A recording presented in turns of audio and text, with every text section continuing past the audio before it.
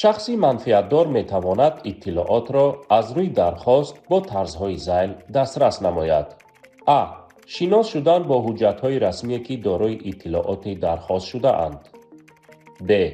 گرفتن نسخه حجت دخلدار یا اقتباس از آن، گرفتن معلوماتنامه که دارای اطلاعات مطلوب است، شفاهی، واقف گردیدن از مضمون اطلاعات درخواست شونده. و. واقف گردیدن از منبعی که در نشریه رسمی اطلاعات درخواست شده را چاپ کرده است.